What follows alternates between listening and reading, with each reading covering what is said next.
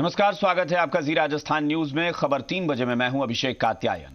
शुरुआत करेंगे छत्तीसगढ़ की खबर से, जहां सुकमा में घने जंगलों में हमारी और आपकी सुरक्षित जिंदगी के लिए सीआरपीएफ के 3 जवानों ने अपनी जान की बाजी लगा दी। 26 घंटे तक करीब 5000 नक्सलियों से 200 जवानों ने उनके ही गढ़ में लुहा लिया। इसमें 15 जवान जख्मी भी हुए हैं, लेकिन 10 नक्सली भी मारे गए हैं। अब सवाल यहां यह है कि देश में इस समय आजादी मांगी जा रही है, लेकिन यह आजादी किससे मांगी जा रही है? सवाल हमारा यह है कि इस खूनी नक्सलवाद से आजादी कब मिलेगी?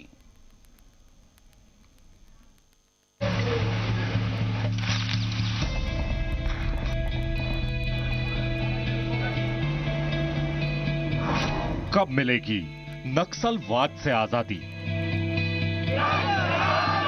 जिस वक्त दिल्ली के जवाहरलाल नेहरू यूनिवर्सिटी में लाल सलाम के नारे लग रहे थे, उसी वक्त देश के जवान दिल्ली से तकरीबन 1600 किलोमीटर दूर छत्तीसगढ़ के सुकमा में नक्सलवाद से देश को आजाद कराने के लिए खून बहा रहे थे।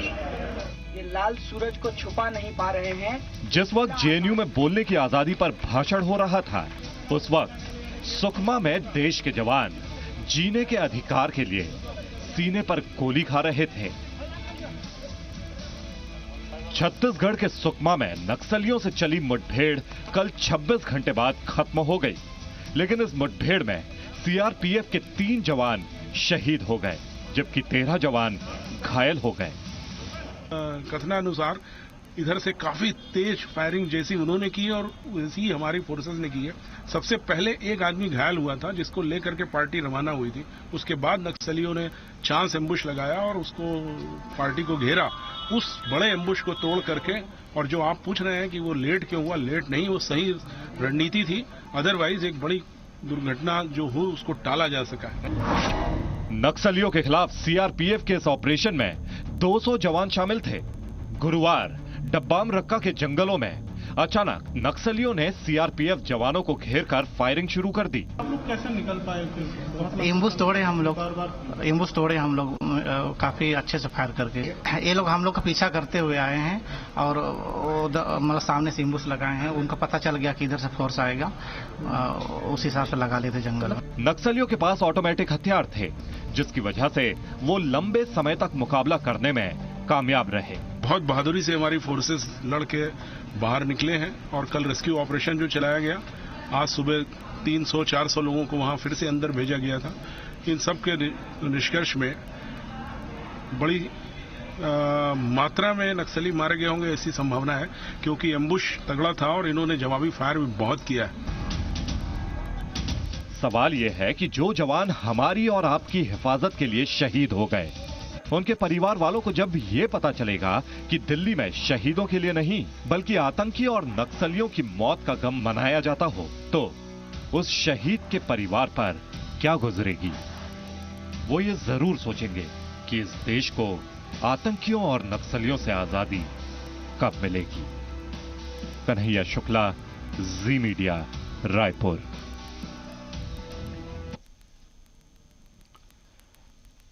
मौसम में गर्माहट बढ़ने के साथ ही जम्मू कश्मीर में भी बीजेपी और पीडीपी के संबंधों पर जमी हुई बर्फ पिघल रही है। मुफ्ती मोहम्मद सईद के निधन के 2 महीने बाद महबूबा मुफ्ती ने पहली बार बीजेपी के साथ गठबंधन पर अपने विचार सार्वजनिक तौर पर सामने रखे, जिन्हें सुनकर लगता है कि जम्मू कश्मीर में पीडीपी और बीजेपी की होली काफी जोरदार होने वाली है।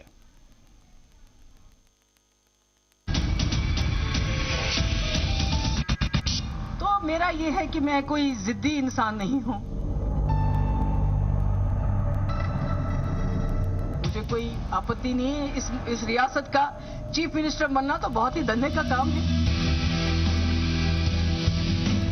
सरकार बनाने को तैयार महबूबा। करीब 2 महीने की लंबी सियासी खामोशी के बाद पीडीपी प्रमुख महबूबा मुफ्ती की चुप्पी टूटी और उन्होंने साफ कर दिया कि पीडीपी बीजेपी के साथ मिलकर सरकार बनाने को तैयार है। कि मैं कोई जिद्दी इंसान नहीं हूं। मेरा ये है कि जो मुफ्ती साहब ने जिस मकसद के लिए इतना बड़ा फैसला किया, अगर वो मकसद मुद्दा पूरा होता है तो मुझे कोई फिक्र नहीं है कि लोग जो हैं वो मुझे बीजेपी के साथ जाने के लिए उनको अच्छा लगे बुरा लगे। अगर लोगों का फायदा होता है कोई बात नहीं। महबूबा ने यह भी कहा कि वो राज्य की मुख्यमंत्री भी बनने को तैयार है, लेकिन राज्य में नई सरकार की तैयारी तभी शुरू होगी जब सरकार बनाने का मकसद पूरा होगा। तो अगर मुझे कभी लगा कि ऐसा है, उन लोगों के दिल में इतनी जगह है कि वो जम्मू कश्मीर के लोगों के हित में जो हमने एक खाका खींचा है, उस खाके में वो रंग भरने के लिए तैयार है, मुझे कोई आपत्ति नहीं है। इस रियासत का चीफ मिनिस्टर बनना तो बहुत ही धन्य का काम है। अपने लोगों की खिदमत करना ये कोई छोटी चीज नहीं है। महबूबा ने पहली बार खुलकर सामने आते हुए कहा कि केंद्र पैकेज दे और राज्य में अमन कायम करे तो उन्हें सरकार बनाने में कोई हिचक नहीं है। महबूबा ने पीएम मोदी की तारीफ भी की और पठानकोट हमलों पर पाकिस्तान के रवैये को उनकी जीत भी बताया। महबूबा सरकार बनाने को लेकर बयान देने से पहले जम्मू कश्मीर के राज्यपाल एनएन वोहरा से भी मिल चुकी हैं। महबूबा के इस नरम रुख से माना जा रहा है कि होली से पहले राज्य में नई सरकार बन सकती है। राजू केरनी, जी मीडिया, जम्मू।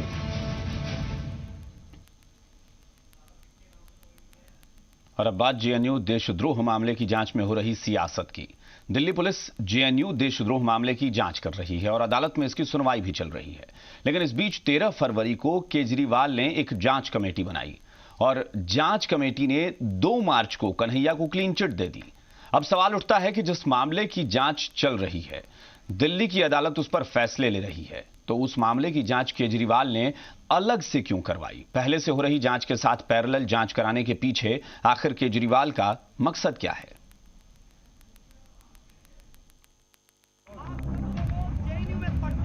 2 मार्च को दिल्ली हाईकोर्ट ने जेएनयू देशद्रोह के आरोपी कन्हैया कुमार को 6 महीने के लिए अंतरिम जमानत दी। कोर्ट के फैसले के दिन ही दिल्ली सरकार की मैजिस्ट्रियल जांच कमेटी ने कन्हैया कुमार को देशद्रोह के आरोपों से मुक्ति का सर्टिफिकेट दे दिया। सवाल उठता है कि जिस मामले में इंडियन पीनल कोड के तहत मुकदमा दायर हो चुका था, न्यायपालिका जिस पर सुनवाई कर रही थी, उस मामले में मैजिस्ट्रियल जांच की क्या कोई भूमिका हो सकती है? क्या न्यायपालिका के सामने दिल्ली सरकार की बनाई हुई जांच कमेटी की कोई वैधता है? अब एक प्रिंसिपल ऑफ लॉ है कि जब कोई क्राइम कमिट होती है, कोई भी कॉग्निजेबल ऑफेंस होता है, और जब आप पुलिस को रिपोर्ट करते हैं तो एफआईआर बना देते हैं। एक दफा एफआईआर बन गया तो उनकी इन्वेस्टिगेशन शुरू हो जाती है। उस इन्वेस्टिगेशन के ऊपर जो सुपरविजन की पावर्स हैं वो जुडिशरी को हैं, जुडिशियल मैजिस्ट्रेट को हैं। Executive magistrate, judicial magistrate, commissioner of police किसी को नहीं है।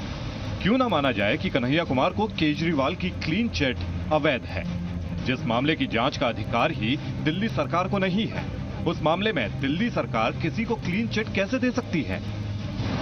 क्या केजरीवाल सरकार ने सिर्फ राजनीति करने के लिए जांच कमेटी बनाई, जबकि न्यायपालिका के सामने दिल्ली सरकार की जांच कमेटी का कोई आधार ही नहीं था?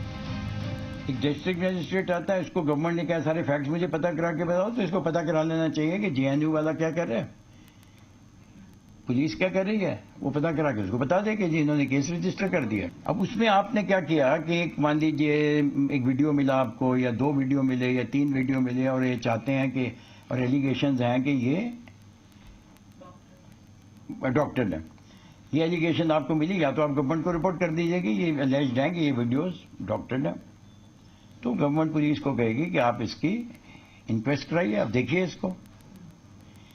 गवर्नमेंट का उसको इंक्वेस्ट में भेज देना, या डिस्ट्रिक्ट मैजिस्ट्रेट का इंक्वेस्ट में भेज देना, उसके क्या बोलते हैं उसको, फोरेंसिक स्टडी के लिए, प्राइमा फेसाई उनकी पावर्स में नहीं आता।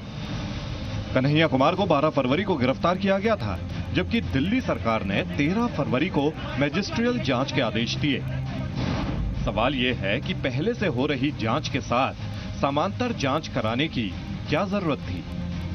डिस्ट्रिक्ट मैजिस्ट्रेट ने अगर पैरेलल इंक्वायरी की है उन्हीं इश्यूज पे जिस पे ऑलरेडी पुलिस इन्वेस्टिगेट कर रही है, under the supervision of the judicial magistrate और द मेट्रोपॉलिटन मैजिस्ट्रेट, तो that would be just a piece of paper, it will have no evidentiary value, और मेरे मुताबिक इट विल बी टोटली। अब सवाल यह है कि जिस मामले की जांच का अधिकार ही दिल्ली सरकार को नहीं है, वो कमेटी किसी वीडियो की जांच कैसे करा सकती है? क्यों ना माना जाए कि अरविंद केजरीवाल की वीडियो जांच गैर कानूनी है? इसमें यह समझना भी महत्वपूर्ण है कि जिस वीडियो को जांच के बाद फर्जी बताया जा रहा है वो YouTube से उठाया गया, जबकि असली वीडियो जी न्यूज के पास है। 1 मार्च को जी न्यूज से असली वीडियो मांगी गई और 2 मार्च को वीडियो को फर्जी करार दे दिया गया। सवाल यह है कि जब जांच कमेटी ने पहले से ही परिणाम तय कर लिया था, फिर जांच का दिखावा क्यों किया गया? क्या सिर्फ राजनीतिक रोटी सेंकने के लिए केजरीवाल ने मैजिस्ट्रियल जांच के आदेश दिए? निवृत्ति मोहन के साथ ब्यूरो रिपोर्ट, जी मीडिया, दिल्ली।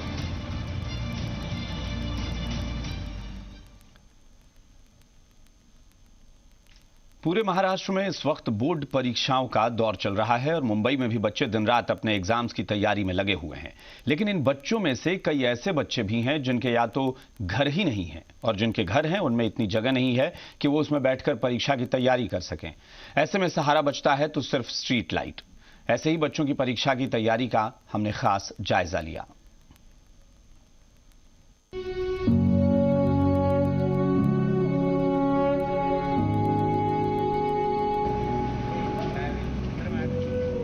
ये देश की आर्थिक राजधानी मुंबई का ही एक चेहरा है।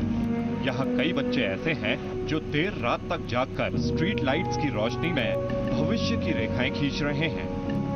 सड़क पर आते जाते लोगों के बीच पड़ना इनकी मजबूरी है। किसी के सिर पर छत नहीं है तो किसी के घर में इतनी जगह नहीं तो किसी के घर में इतना पैसा नहीं कि बिजली खर्च देकर बच्चों का भविष्य रोशन कर सके। बावजूद तमाम परेशानियों के ये बच्चे एग्जाम की तैयारी कर रहे हैं। घर के अंदर कैसा आजू-बाजू वाले सब लोग नाइट में सो जाते तो वो टेंशन नहीं रहता है पढ़ाई करने का, तो वो शांत रहता है। पर अभी हाईवे पे भी पढ़ाई करते तो हाईवे पे नाइट में भी गाड़ी चलती है, तो गाड़ी में चलती है तो हम लोग को डिस्टर्ब होता है। तो थोड़ा बार पढ़ाई हो जाता है, ऐसा नहीं होता, थोड़ा बार हो जाता है, एकदम ज़्यादा भी नहीं। ये मुंबई का दामू नगर इलाका है जहाँ बीते महीने कई घर जलकर खाक हो गए थे। जितना कुछ था सब खत्म हो गया। ऐसे में स्ट्रीट लाइट्स इनके लिए तोहफे से कम नहीं है। की तकलीफ नहीं, बाजू वाले की उनकी तकलीफ होती है क्योंकि गाना भी ना लगाते हैं, इसके लिए हम लोग को तकलीफ होती है। और इसलिए फिर इस तरह से स्ट्रीट पे आके पढ़ना। ज़्यादा तो मतलब रोशनी नहीं मिलती इतनी और मच्छर काटते हैं, तो मतलब एकदम मतलब गाड़ियों का आवाज़ भी आ जाता है।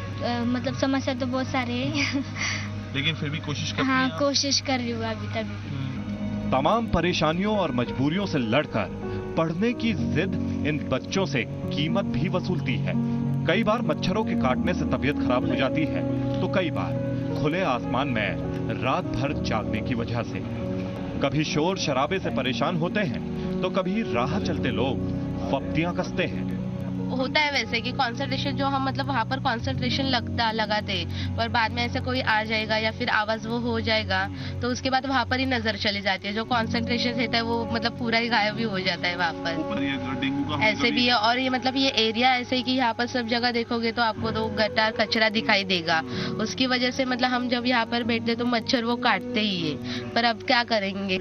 मुश्किल हालात में भी पढ़कर ये बच्चे देश से निराश नहीं हैं। ये बच्चे उन लोगों के लिए एक सबक है जो बड़ी बड़ी यूनिवर्सिटीज में पढ़ने के नाम पर जमकर सुविधाएं तो लेते हैं लेकिन उसके बदले देश को सिर्फ अराजकता देते हैं। नाम नहीं हुआ जब तक जेल में चना रहेगा, आना जाना लगा रहेगा। ब्यूरो रिपोर्ट, जी मीडिया। संघर्ष को तुम दबा नहीं पाओगे। माध्यमिक शिक्षा बोर्ड राजस्थान की 12वीं की परीक्षा में नकल के कई मामलों का एक साथ खुलासा हुआ है। खास बात यह है कि नकल के मामले बोर्ड द्वारा केंद्र पर लगाए गए सीसीटीवी कैमरों के जरिए ही सामने आ रहे हैं। इन मामलों के सामने आने के बाद से बोर्ड में हड़कंप मचा हुआ है। इन कैमरों का सीधा प्रसारण शिक्षा बोर्ड के अजमेर स्थित कार्यालय में देखा जा रहा है। इन कैमरों के प्रसारण पर नजर रख रहे अधिकारी उस समय चौंक गए जब उन्होंने कई केंद्रों पर इन्विजिलेटर्स को ही नकल करवाते हुए देखा। कई केंद्रों पर तो सीसीटीवी कैमरों को ही तोड़ दिया गया और कई केंद्रों पर कैमरों का रुख दूसरी तरफ कर दिया गया। किस तरह इस परीक्षा के दौरान नकल करवाए जाने की कोशिश की जा रही है और किस तरह की गड़बड़ियां कर बोर्ड परीक्षा को प्रभावित किए जाने की कोशिश हो रही है, ये इन तस्वीरों में नजर आ रहा है। अति संवेदनशील केंद्र है, वहां पर सीसीटीवी कैमरों के माध्यम से नज़ारे दिखाना चाहेंगे। सबसे पहले ये वो नज़ारे हैं जो कि स्कूलों से सीधा लाइव टेलीकास्ट यहाँ पर हो रहा है। सीधे तौर पर अगर हम आपको यहाँ पर दिखाना चाहें कि कई स्कूल ऐसे हैं जहाँ पर कि या तो सीसीटीवी कैमरे को तोड़ दिया गया है और या फिर उस पर स्टिकर लगाकर सीसीटीवी कैमरे के माध्यम से लाइव टेलीकास्ट को रोकने की कोशिश की गई है। उसके साथ साथ कई स्थान ऐसे भी हैं जहाँ पर सीधे तौर पर सीसीटीवी कैमरे का रुख बदल दिया गया है ताकि कि माध्यमिक शिक्षा बोर्ड राजस्थान के जो ये नियंत्रण कक्ष है यहाँ पर बैठे अधिकारी सीधे तौर पर इसको न देख सके। उसके साथ साथ जब हम यहाँ पर पहुंचे हैं तो कई जो केंद्र हैं वहां पर बाकायदा वीक्षकों के द्वारा परीक्षार्थियों को टिपाने की कोशिश की जा रही है, उनको आंसर बताने की कोशिश की जा रही है और ये सारा कुछ यहाँ पर लाइव रिकॉर्ड भी किया जा रहा है और लाइव देखा भी जा रहा है। यहाँ पर तमाम जो बोर्ड के अधिकारी हैं वो मौजूद है।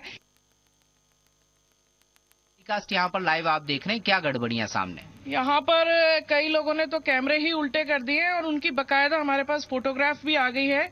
अब उन पे हम कार्रवाई कर रहे हैं। वहाँ पे केंद्र अधीक्षक से कोशिश कर रहे हैं कि उनसे बात करके कि वहाँ जो भी वीक्षक है उसकी डिटेल हमें दीजिए ताकि हम इमीडिएटली डायरेक्टर साहब बीकानेर को लिख के भेजें कि इसको सस्पेंशन की कार्रवाई करें। कैमरे को तोड़ने की बात भी सामने आई है और स्टिकर लगाकर सीधा प्रसारण रोकने की बात भी सामने आई है। एक करौली का है, अभी वहाँ हमारे जो सीसीटीवी कैमरा वहाँ पे जो डील कर रहे हैं उन्होंने हमें बताया कि करौली में एक जगह उन्होंने कैमरा तोड़ा है, तो हमने वहाँ हमारी सचिव महोदया ने कलेक्टर साहब से भी बात की है कि वहाँ तुरंत कार्रवाई करें।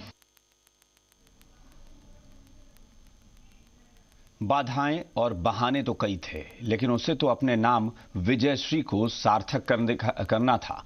वो मन में ठान कर मैदान में पहुंची थी और आखिर वो कर दिखाया जिसके बारे में हर गर्भवती महिला नहीं सोच सकती।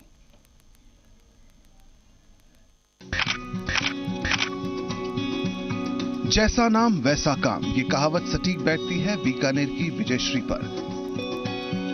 इसे विजयश्री की जिद कहें या फिर हौसला, 8 महीने की गर्भवती विजयश्री 3.5 घंटे तक दौड़ती रही वनपाल की शारीरिक दक्षता परीक्षा के लिए। विजयश्री बिश्नोई ने बड़ा रिस्क लेते हुए 3 घंटे 35 मिनट दौड़कर 16 किलोमीटर की पैदल चाल पूरी की। हमारी तरफ से सारा कुछ प्रस्तुत था। मेडिकल टीम इनके आगे पीछे चल रही थी। मेरी जो महिला रक्षक पहले का है वो इनको मैंने उनके साथ लगा दिया। हमने लगातार इनको पानी पिलाया, जूस पिलाया, इनको मोटिवेट करी और लड़की ने 4 घंटे से पहले खत्म कर दी। इवन 2-3 सही तबीयत की लड़की से पहले खत्म कर दी। विजयश्री की स्थिति को देखते हुए हालांकि अधिकारियों ने उसे पैदल चाल में हिस्सा लेने से रोक दिया था, लेकिन विजयश्री ने मन में ठान रखी थी। उसने अधिकारियों को डॉक्टर का सर्टिफिकेट दिखाया, लेकिन इससे भी बात नहीं बनी तो स्वेच्छा से पैदल चाल में हिस्सा लेने का एफिडेविट थमा दिया। इसके बाद अधिकारी भी मजबूर हो गए। वो लड़की इतनी हिम्मती है और मुझे बहुत अच्छा लगा कि मैं खुद राजस्थान की बाहर से हूँ। राजस्थान की लड़कियाँ इतनी हिम्मती है मुझे पता नहीं था। लड़की अपनी डॉक्टर से सर्टिफिकेट लिखा के लाई कि वो सक्षम है, वो चल सकती है।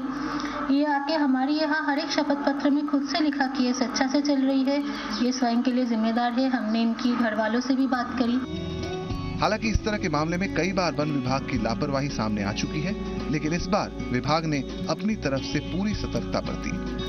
मेडिकल टीम की देखरेख में विजयश्री की दौड़ पूरी करवाई गई। रौनक व्यास, मीडिया, बीकानेर।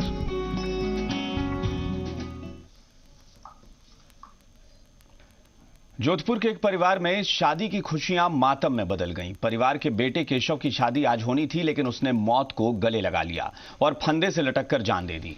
केशव की मौत के बाद केशव का पूरा परिवार सदमे में है। उनका कहना है कि केशव ऐसा करेगा इसकी उम्मीद नहीं थी। पुलिस का कहना है कि महिला संगीत के दिन केशव की अपने पिता से नोकझोंक हो गई थी। फिलहाल पुलिस ने मामला दर्ज कर जांच शुरू कर दी है।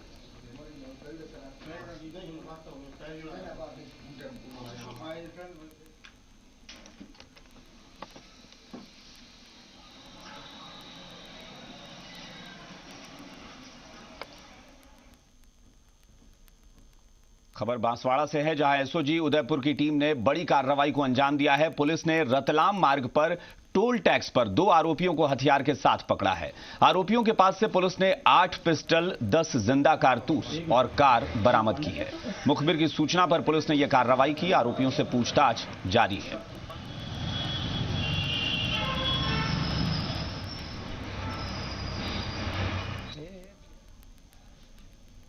आरएसएस प्रमुख मोहन भागवत आज से 10 दिन तक नागौर के प्रवास पर हैं। मोहन भागवत शारदापुरम में आरएसएस की अखिल भारतीय प्रतिनिधि सभा बैठक में शामिल होंगे।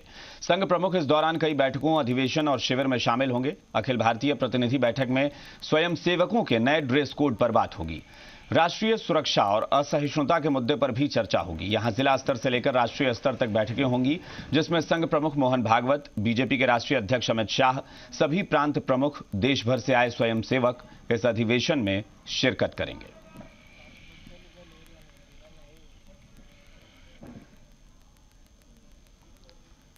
पंजाब हरियाणा हाईकोर्ट के वरिष्ठ न्यायाधीश सतीश कुमार मित्तल ने आज राजस्थान हाईकोर्ट के 33वें मुख्य न्यायाधीश पद की शपथ ली। राजभवन में आयोजित शपथ ग्रहण समारोह में राज्यपाल कल्याण सिंह ने उन्हें राजस्थान हाईकोर्ट के मुख्य न्यायाधीश पद की शपथ दिलाई। शपथ से पहले मुख्य सचिव सीएस राजन ने राष्ट्रपति प्रणब मुखर्जी की ओर से जारी नियुक्ति वारंट पढ़कर सुनाया। शपथ ग्रहण कार्यक्रम में मुख्यमंत्री वसुंधरा राजे, विधानसभा अध्यक्ष कैलाश मेघवाल समेत कई न्यायाधीश और मंत्रिमंडल के सदस्य शामिल हुए।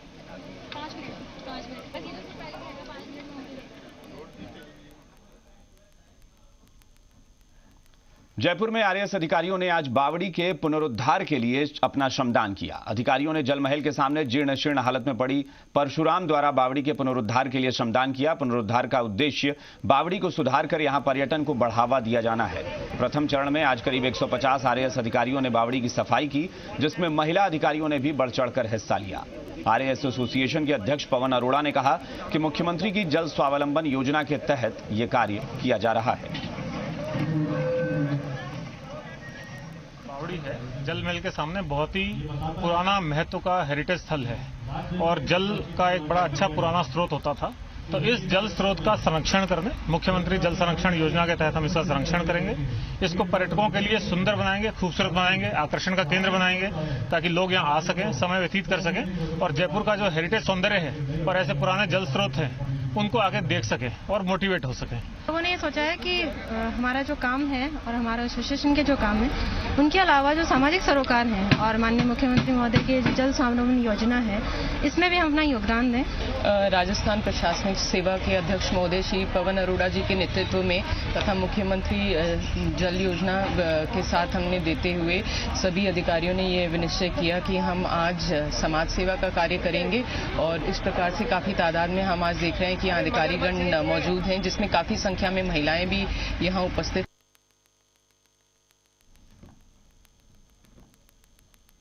आपके साथ की बदौलत जी राजस्थान न्यूज लगातार 3 महीनों से कामयाबी के शिखर पर है। हमारी दमदार खबरों और सधे अंदाज की वजह से हम हैं प्रदेश के नंबर 1 न्यूज चैनल।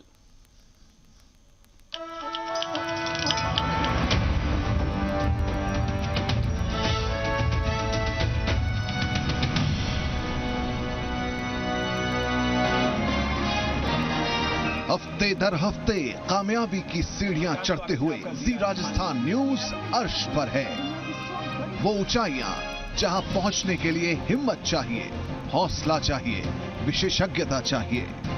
आपके साथ की बदौलत लिखी कामयाबी की इबारत। प्रदेश का एकमात्र न्यूज चैनल जो है आपके भरोसे के काबिल। ये काम सिर्फ जी राजस्थान न्यूज ही कर सकता है, क्योंकि आपका चैनल देश के सबसे बड़े मीडिया समूह का हिस्सा है। जी मीडिया शुरू से मजबूती से अपने सामाजिक सरोकारों को निभाता आया है, मजबूती से इन सारे मुद्दों पे खड़ा होता आया है। देश के सबसे बड़े न्यूज नेटवर्क जी मीडिया को इस मकाम तक पहुंचाने के लिए सभी दर्शकों का शुक्रिया। ये जी राजस्थान न्यूज की टीम के हौसले की ताकत है कि साल 2016 में लगातार 3 महीने तक आपके चैनल ने कामयाबी की इबारत लिखी।